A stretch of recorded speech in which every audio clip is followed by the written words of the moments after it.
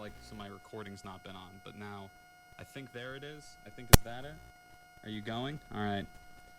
You're listening to the Power 92.3 WKVR. It has been like a year and a half, and I'm still not capable of using the soundboard equipment. So Vaughn wrote in once again. Thank you, Vaughn. I really like what you said about making sure the word count of the story that you sent in was 1,420 words. And I think like when I put that in the zine, which it'll fit. It'll like take up like I would think like 3 to 5 good pages, depending on like font size and spacing and all that. I'm gonna figure it out. I am thinking like I'm going to transcribe it just because the way it was written, like typewritered up, there is like a lot of space. So I think I want to condense it layout wise. So I'm going to transcribe that into like a digital thing. Anyway, but I was thinking about considering. Boom. Every time I say something stupid, I'm gonna play a little space noise, including the word count at the bottom, just so that people know it's exactly 1,420. 420. Anyway, and we were talking. You were talking about how we were listening to Herb Alpert last week, and I was going absolutely bananas because, like, I think it was the dating game. It was one of those game shows that you mentioned where it was that, like, it's that classic game show song, and, like, it was the sort of thing that only existed in that context for me. I never thought, like, oh, this was a real man and a band, and he had, like, other albums and music and stuff. Like, I imagine that was just some, like, sort of public domain, like, stock music that they would play in game shows or something. But I want to get those notes. I want to get the notes for it, and I want to have them put into the into the MIDI, and then so that I can have it play with Space Alpert. And you mentioned that Herb Alpert is the A in the big A&M record music production company, and the dude M who I researched for this is Jerry Moss, and he was just like a promotional guy. He wasn't a musician. He was on the business end, but like he's got a very small Wikipedia page that just has like his basic background, and then like a bigger thing. Like half of the article is about his thoroughbred horse racing and horse breeding, and I think that's just a funny connection. So, what else?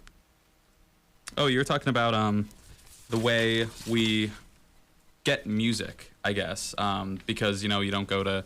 I mean, kids nowadays, for the most part, don't go to aren't getting like cassettes and vinyls and stuff. So it's like, how do you discover new music in the age of the internet? And that's not to say like, oh, these kids nowadays, they're not having a stack of plastic to listen to music with. No, I mean that's good. Like being able to be on the internet and being able to like share that stuff around has been like massively huge, and that's how I've gotten exposed to a lot of stuff.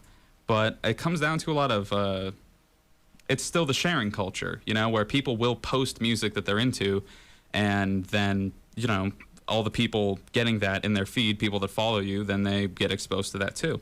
Something that I've had to, really put in more effort to discover more music and not just be listening to the same garbage for years as I have been previously, is that when I do listen to something that gets posted, I want to like go follow up on that and research it and like see like what's the rest of their music like where can I get it if it's like really good and stuff. And that's how I found like a lot of good stuff. The last whole year my library has grown and warped hugely into getting all kinds of this different stuff. Like in the last 5 days or something, I got that Catch-22 Cocktails music, Convenience, improvisational instrumental jazz, ambient, which was funny, and then now this new like indie shoegaze stuff, T.W. Walsh and Fruitless Research. And at the same time, I do like the idea of going and getting like the 90-cent vinyls and the old cassettes and stuff, because that's the way to find stuff. That's the way to really get hidden gems, and it's not as easy nowadays. You have to like go to a thrift store or something, or like there's just garage sales. There's no like record stores anymore that just have a bargain bin for you to roll up and get stuff. But I mean, you do go to a thrift store or something, you end up with something like Catch-22's Cocktails Music for Entertaining. I was torn between that and a CD of Halloween sound effects, and I think I chose the right thing with this cocktail seduction music. Anyway, Yeah, there's a lot of different things you can do sharing physical wise like that. What was that song that like Black Tiger Sex Machine, Swing High, that like funky like swing introed music that we've listened to the last 2 weeks. That was just something I saw shared on my feed, and I noticed that they had like Apache in that, and I've listened to Apache before, and I like that because I found that when it was shared. Then further, we listened last week to that funky the Fangs theme, that like from the new Street Fighter, that was really weird and like funky, like 60s hotel jazz, but then like got really techno. And that was just something I saw shared, and then that got me onto my whole thing about like what is this sound, this old 60s hotel elevator jazz. And that got me onto Herb Alpert, and then we've just been doing all this dumb stuff, and that's like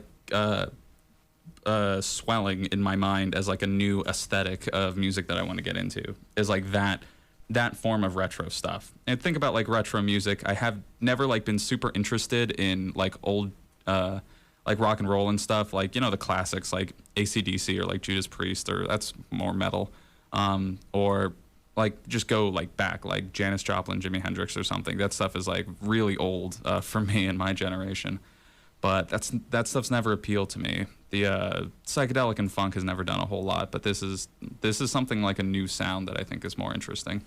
Anyway, I'm going to shut up for a hot second. It is nice today. I'm not going to shut up for a real quick second. It is nice today. You guys, I hope you're listening to this outside, because it is like 50, 60 degrees. It's outrageous. Like, this is so unprecedented. I walked outside today and I thought, do I have brain damage? Like, this can't be true. Like, what happened? Like, is something wrong with my skin that it feels warm? Do I have a fever? What's happening? We're going to put on Nothing Short of World Domination. Nothing Short of World Domination. Skindred. I can't find it. Oh, yeah, Skindred, World Domination. All right, here we go. This one Vaughn sent in. Yeah.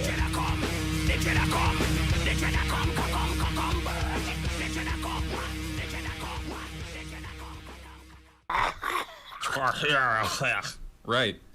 Oh, I didn't mean to do that one. I hit it with my knuckles. That was Probot, Centuries of Sin. And that was one of the ones that Vaughn sent in this week. And before that, what we heard was Nothing Short of World Domination by Skindred, which is, I think, it's called World Domination. The Man with the Harmonica by Apollo 440. And I'm thinking of the right Apollo, but like the only one I knew of theirs was like that Stop the Rock, Can't Stop the Rock. Let me see if that's real. Maybe, yeah, it's Apollo 440. Just imagine that. Listened to that so long ago.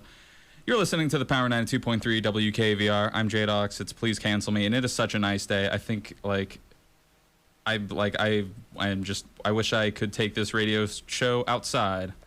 I think that would be cool if I could do that. We have like this old machine in the back that is like a field transmitter or something, and it's got this little antennae, and it goes from like there to here ostensibly, and then like goes through our soundboard and then back out.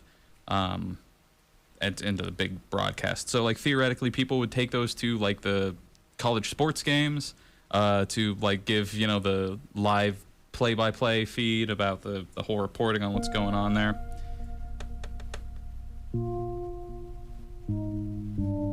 But we don't do that anymore, I guess. And the machine is like from the 70s. I have no idea. Like, we can't get it to work. I've tried like plugging it into stuff. Anyway, what are we doing today? I've got more Vaughn's music I can play, but I'm just like really spacing out.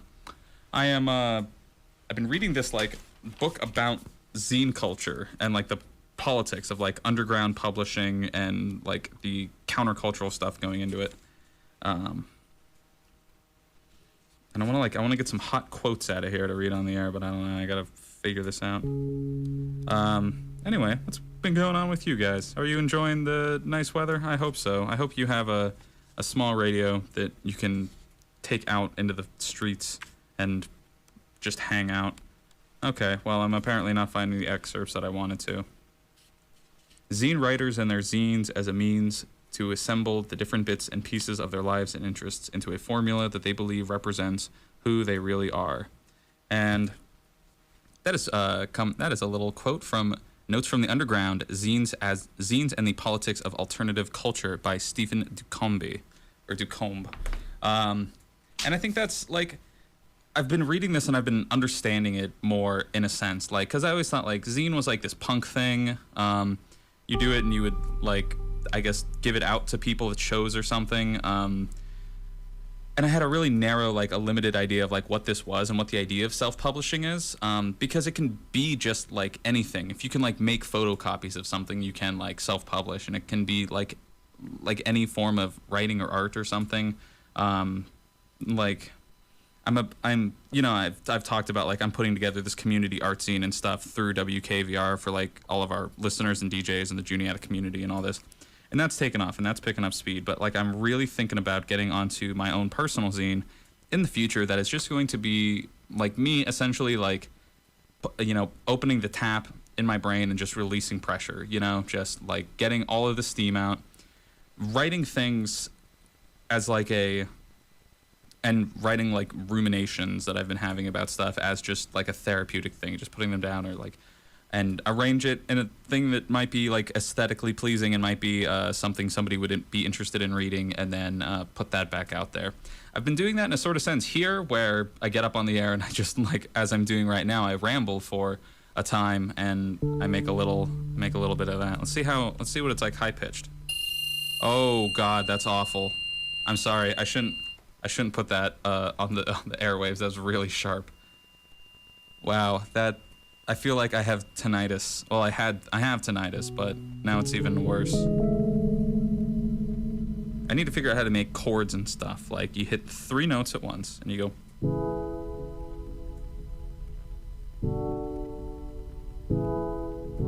That's nice. That's just 2 chords.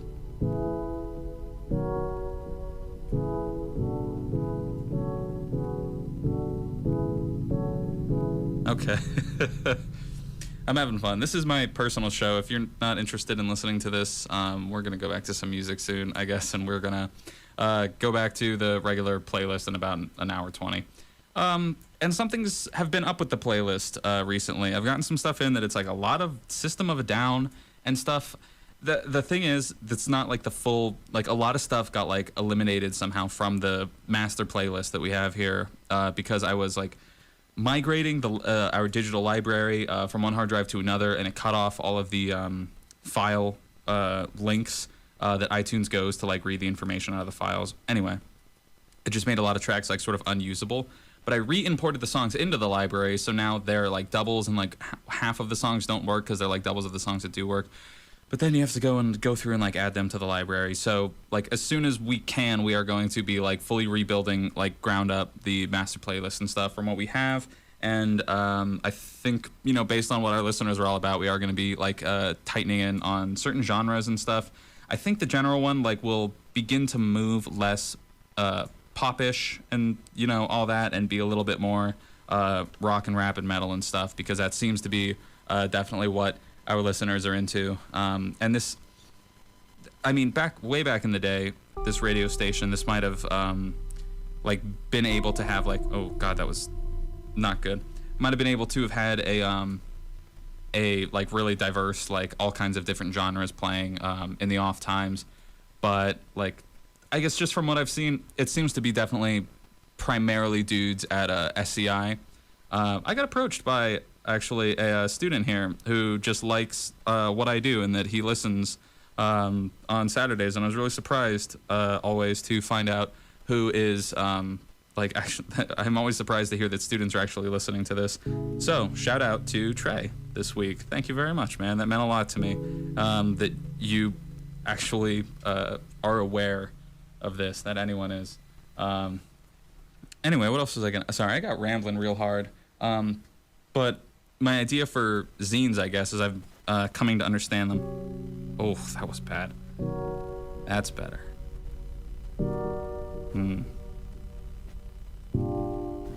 My idea for zines, as I've been coming to understand them, is very extremely freeform, and that's what I like, is that it can be anything and it can do anything. And there's this idea that something has to be done right, like a certain way, that if you're going to write something, if you're going to copy it and publish it and put it out there, that it has to like reach a certain standard. and growing up in the schools and all that, and they taught us like, oh, this is the way you write something. And I think like I have a bad mindset of, if I'm going to do it, it has to be right. Like, it has to be right, and it has to be right the first time.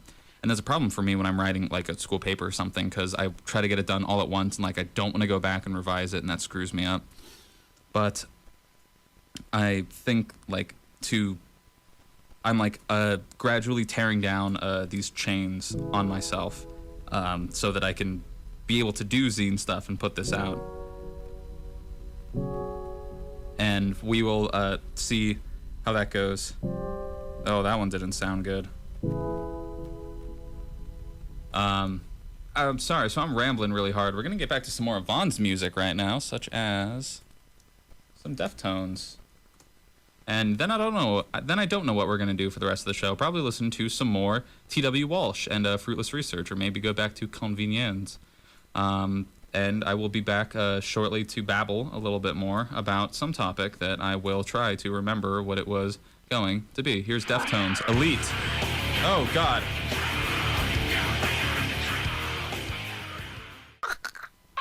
And we're back once again. That was Centuries of Sin by Probot. Before that, we heard Elite by Deftones. Sorry, Vaughn, I literally, as soon as I put that Deftones on, I just saw that you wanted to have those like right next to each other to figure out some possible plagiarism within those. I was not paying close enough attention myself to be able to analyze or pull something out, I guess. But anyway, so I hope y'all are enjoying the nice, lovely day. It's lovely, and I'm in here, and I'm sweaty, and I'm going to go outside and be slightly less sweaty real shortly. But you're listening to the Power 92.3 WKVR. I'm Jadox. Ah, there it is. Whoa. Sorry, just hit it with my hand. Anyway, so we were talking about last week about an idea I had, and it's pretty much mostly fantasy, but to get like as much like minimal, smallest radio equipment as I would need to stack onto a motorcycle and ride around broadcasting, maybe like just a 2 to 5 mile radius away from me, and that would be a cool thing. And you were talking about that you had a story for Mr. New Vegas Fallout Radio on WKVR. Wait, do you hear that? Something sounds like... something sounded like drums in the background. Anyway, that must just be my shuffling. And that you had a similar thing about Sister Mega of WENV, who is... wait, is that post-apocalyptic Philadelphia, and a woman DJing out of City Hall, inviting people to like come get food, medical supplies, water, all that stuff. That's cool. My idea for it, like as the mobile, I hadn't like this came out of an idea for a story and all that of the mobile radio station. What it was that like this would be like a feature, sort of like a recurring like background context character to this like pseudo Mad Max wasteland world that I was trying to imagine, and I just did some brainstorming like world building crap for. I don't have like a story or anything, and I might probably never will, but like the idea that it's a bunch of like teens or something, or like young people, like maybe ages like 16 to 29, and it's like out in this desert, like this total just like this huge swath of like Nevada wasteland or something that's like totally sectioned off, like it's in like a big bowl, it's some mountains or something on it, so it's like sort of contained, but what it is like this like weird arena of like a whole landscape, like 100 square miles or some crap like that, but that that there are like gangs in it of young people, like, and the idea behind this is that it's sort of that it's a blood sport for the hypothetical like science fiction super rich children, where it's like the idea of, oh, that's what this is. Sorry, got my PSP over here making noises. Old PSP. Anyway, sorry about that. That like kids nowadays, like they do paintball and stuff. And my brother does paintball. I did it once. I cannot for the life of me understand it, because it's like about this simulated combat thing. But like the idea that these like rich kids in the future of like these cartoon like to the point where it's like one of those weird cautionary tales about like the wealth gap and stuff in the future, where like, and the parents are like so disassociated like from their children or something, but like that these children, like when they're young, when they're my age or something, are like so just like itching out of their skin, living in this weird world in a lot of the ways that like suburban kids do paintball, that they want to go like do some like real, like do tougher things, or like they romanticize the idea of this combat thing, like this Mad Max wasteland.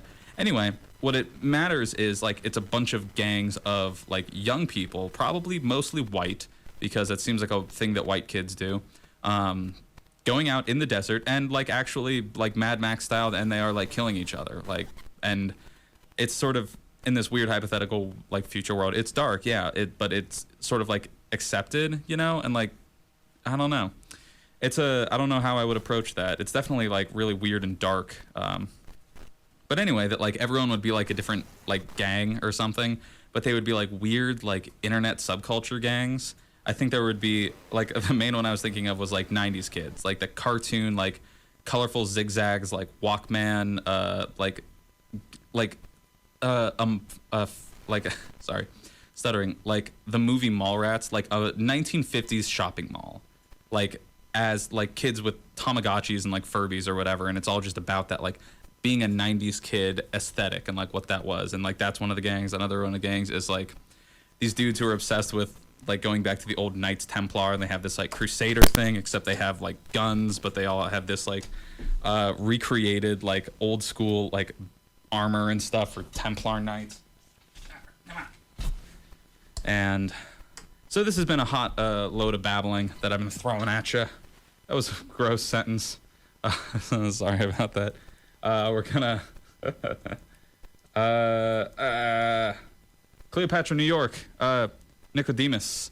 We're gonna get onto that because I need something to stop me from talking. Like, you know, like what feedback is, where if you have a microphone picking up the audio that's coming out of the speakers that it's like going into, then what's coming out of the speakers goes back into the microphone, and then back into the speakers, microphone, and it escalates though, where that's how when you when somebody drops a microphone, it like does that like high-pitched squeal, like that's what the feedback is. It's this feedback loop, and it makes this horrible thing. And that's what I get in here cognitively when I'm like don't have like a lot of material that I'm just working off of. When I have somebody in here with me, it turns into a conversation, and it's very functional. When I have something in front of me, like these letters, then like I can work off some ideas. But as we saw, if I move from the letters to what's in my own brain, which I was just talking about, like these weird 90s kid desert Mad Max gangs, that it gets like a feedback loop in my brain, and I just turn into this like stream. I enter a fugue state, and like I don't remember it when I put the music back on. I'm just like, what happened? How long was I talking? Anyway, Cleopatra in New York, Nicodemus. Let's go.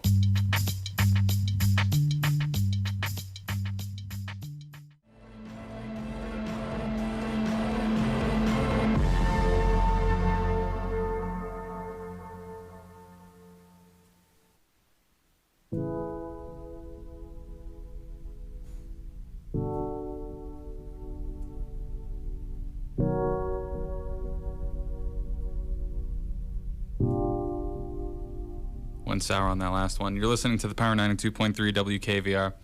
I'm J-Dox. This is Please Cancel Me on Saturday, and it's a lovely Saturday at that. Boy, as soon as I start talking, I can't remember where my train of thought was going.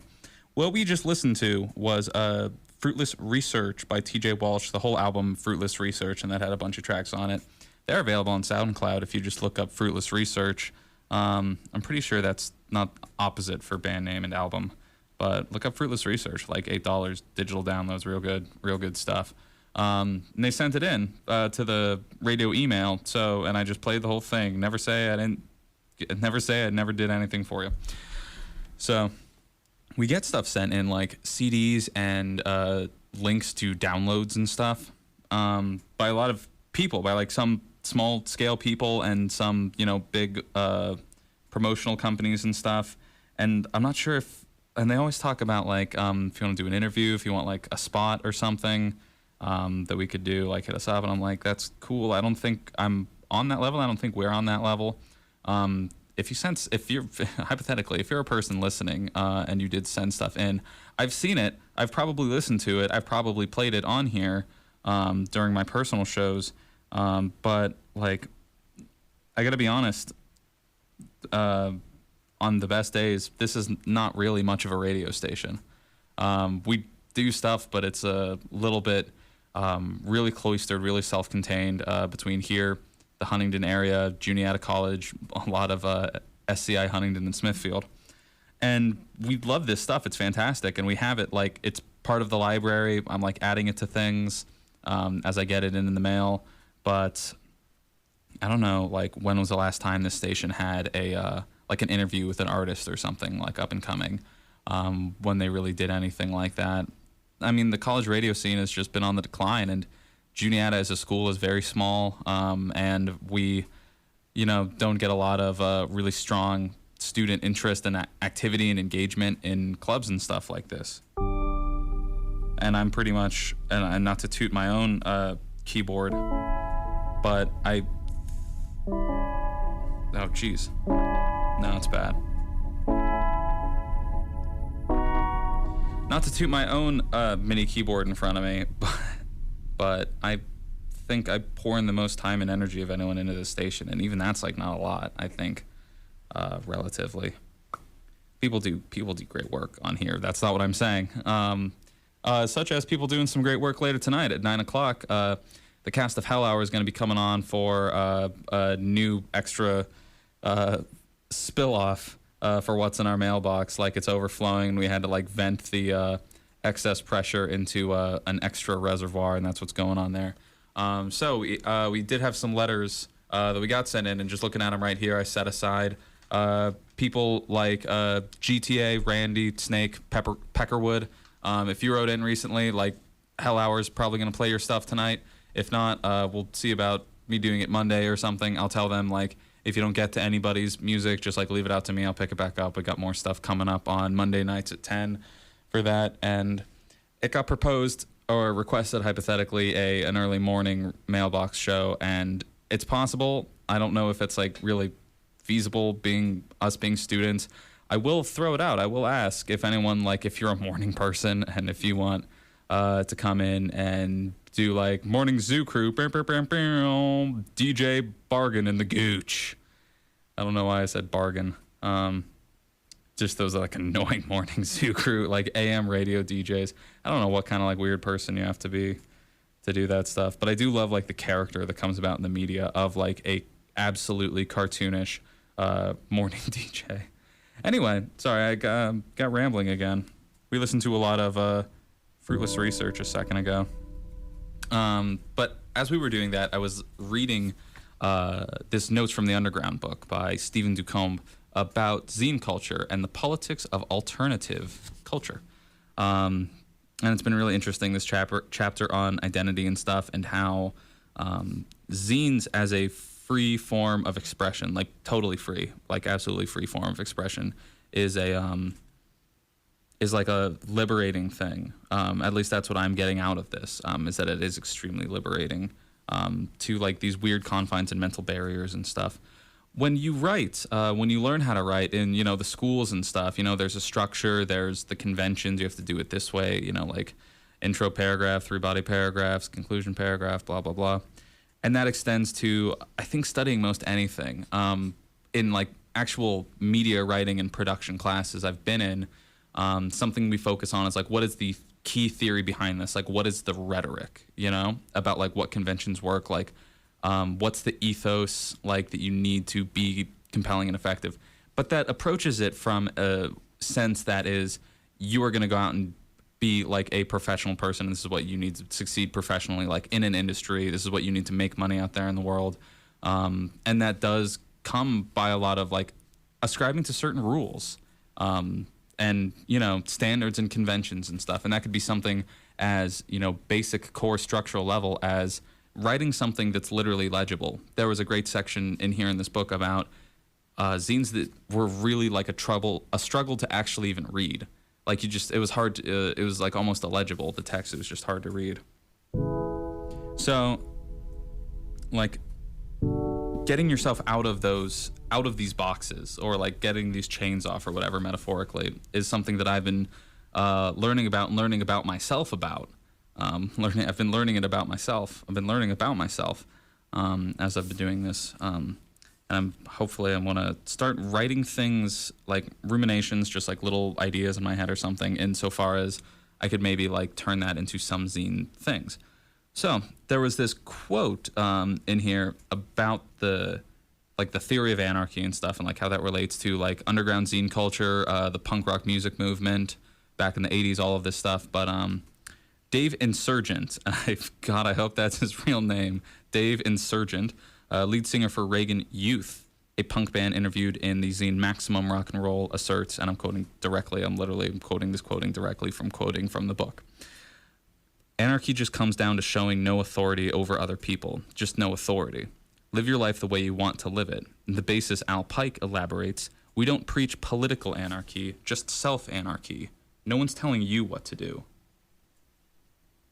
And I think that's really powerful. That speaks to me in a lot of ways. I'm trying to find out how to articulate this, and I apologize for just going out on a tangent here like this. I'm going to get back to music real soon. But I had a moment as I was playing that video game Skyrim like a couple years ago, when the Elder Scrolls Skyrim came out. And it's a lot of, like might and magic, wizards, warlocks, armies of dudes in armor and crap. And it was a big game world with like all kinds of weird stuff, and you didn't have to go into the story. You could like walk in any direction and something would happen, and you would find something, or there would be a dungeon, and you could just explore. It was very open to explore. And I was just like, this is what's so cool about the game. You can go somewhere and you just get involved in a narrative. You just get picked up into somebody else's story, and you do some stuff, and there's tension and events and actions and stuff, and that's what an adventure is. And I always thought in my head, like an adventure, like, oh, you have to fight a boss character or some crap like that. But like an adventure is going out anywhere and having events and having interactions with people, and that's a really, broad, vague sense of it. But I realized as I was having that idea of like, it's emergent, It's like an emergent thing where you just go out and you do something. And so I digress. Then I turned that around and I realized, oh, that's kind of what life is. I mean, I thought like, oh, Skyrim's so cool. You can just walk in any direction and do something. Well, that's how the world works.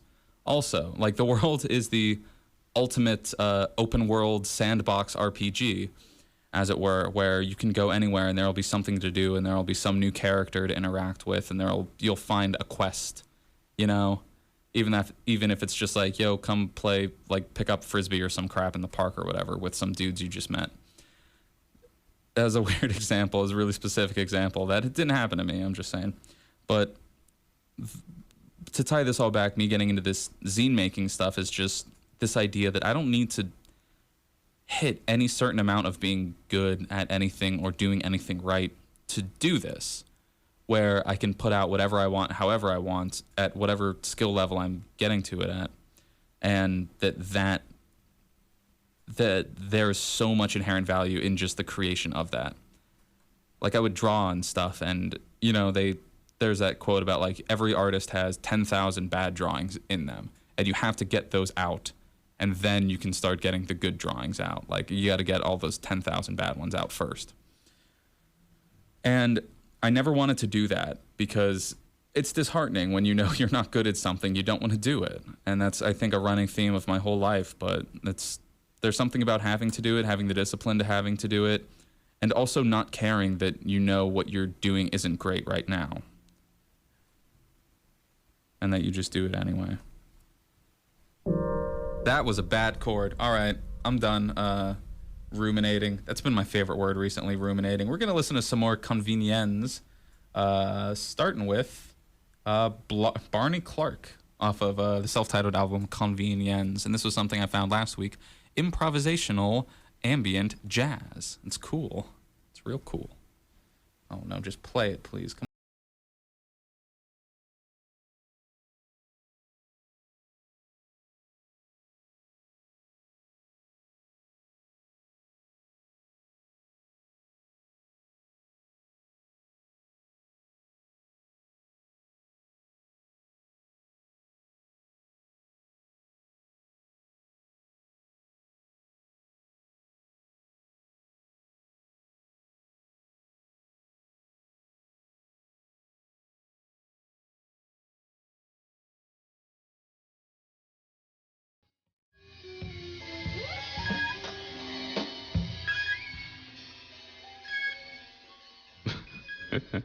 Okay. Well, I'm going to be dead honest. We are going to move away from Convenience. Maybe it was just Barney Clark, that song off of Convenience album, Convenience, that we just heard, but it immediately reminded me because I'd started that up and I was like, oh, right. Convenience is like a cool sound. That's like something I want to listen to. And then it started with a.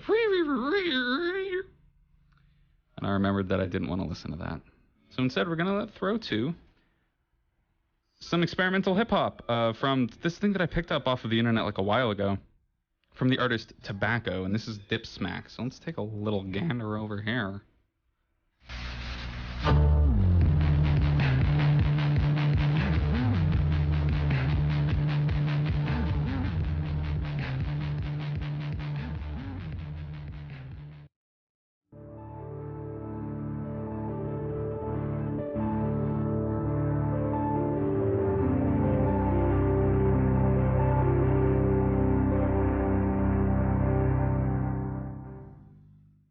Hey, that was Creaming for Beginners by Tobacco off of Ultima 2 Massage, and those are very suggestive names. Before that, we heard Dip Smack, same Tobacco, same album.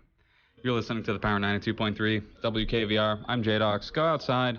It's a lovely day. This has been Please Cancel Me. Thank you all for listening once again. Thank you, Vaughn, for writing in and giving us music and giving us cool things to talk about, like how people consume and find music in the modern age. And Herb Alpert's co-founder's weird horse breeding side of his life. I'm going to switch on right back to the thing. Have a nice day, everybody. Oh, also, we have the Hell Hour Girl is doing mailbag tonight. If you are like some of the people, tune in and they'll play you tunes.